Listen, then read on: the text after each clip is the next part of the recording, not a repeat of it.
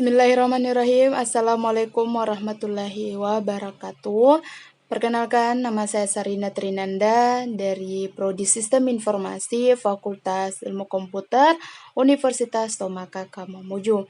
Nah, untuk video kali ini saya akan sedikit menjelaskan atau memaparkan materi mengenai konsep organisasi dan sistem informasi manajemen. Untuk itu, saya akan menjelaskan tentang materi tersebut. Langsung saja, ini dia penjelasannya.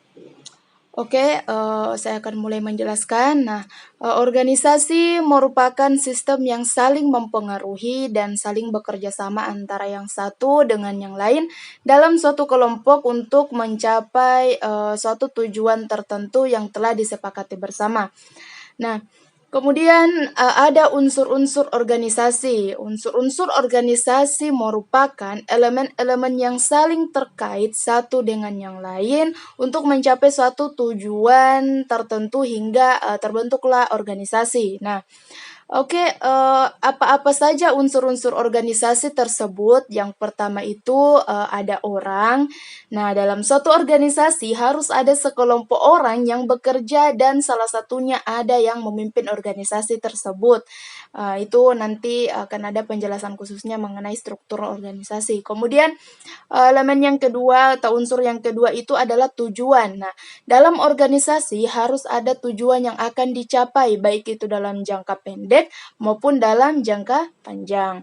Kemudian selanjutnya ada posisi. Nah, setiap orang yang ada dalam suatu organisasi akan menempati posisi atau kedudukan masing-masing.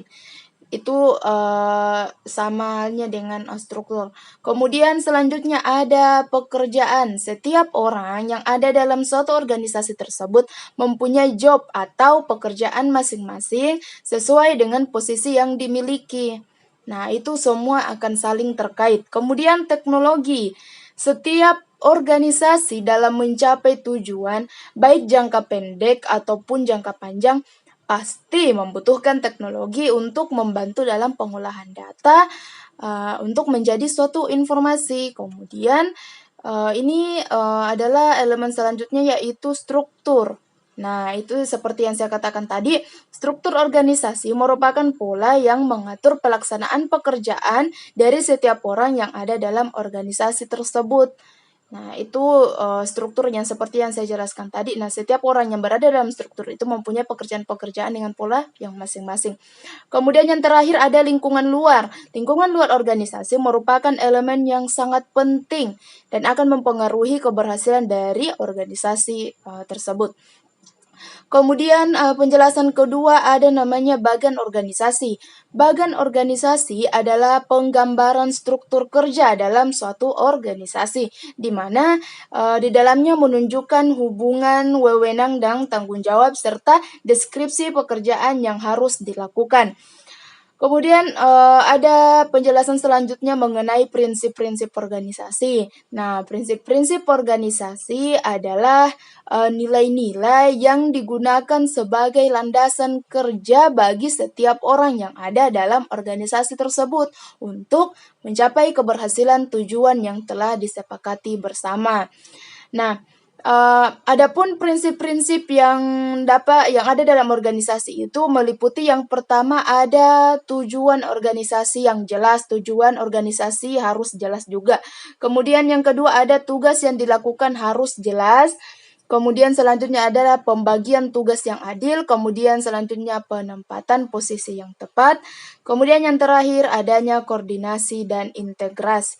Nah, kemudian apalagi ya, dalam struktur organisasi ada beberapa aspek yang terlibat. Nah, yang pertama itu aspek yang pertama adalah pembagian kerja. Nah, pembagian kerja adalah pemecahan atau pemisahan tugas yang kompleks ke dalam komponen-komponen sehingga seseorang akan bertanggung jawab dalam ruang lingkup pekerjaan yang lebih terbatas sehingga dalam melaksanakan pekerjaannya lebih efektif dan efisien jika mereka memiliki pola masing-masing. Kemudian ada Departementalisasi. Nah, departementalisasi adalah pengelompokan pekerjaan ke dalam suatu departemen kegiatan yang serupa dan berkaitan secara logis.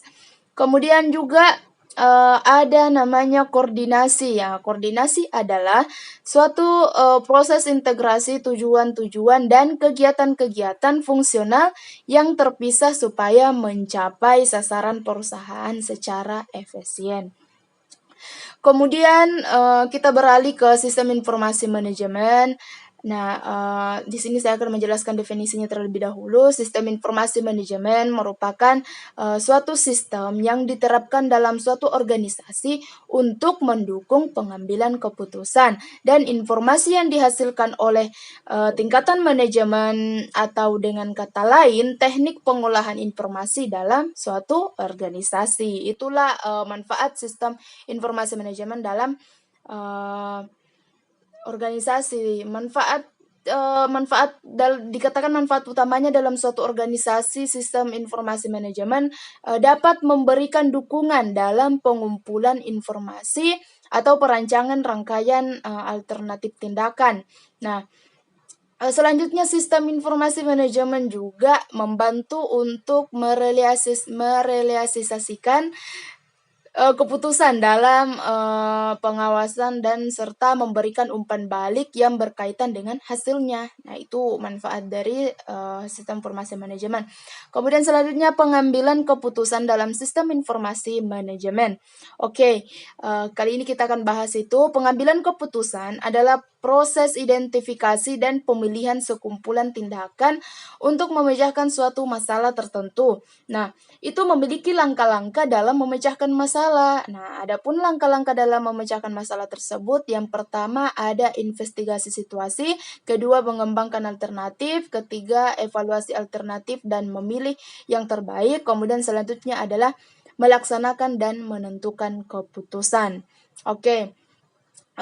Dapat kita lihat bahwa dari penjelasan saya tadi, dapat kita tahu bahwa dalam suatu organisasi bukan hanya sekedar seperti yang saya jelaskan tadi tentang unsur-unsur dan sebagainya, tetapi sistem informasi manajemen juga sangat penting dalam suatu organisasi tersebut karena dalam pengambilan keputusan, sistem informasi dan manajemen dengan langkah-langkah pengambilan keputusan yang saya jelaskan tadi itu akan sangat mempengaruhi dalam pengembangan dari suatu organisasi yang jelas.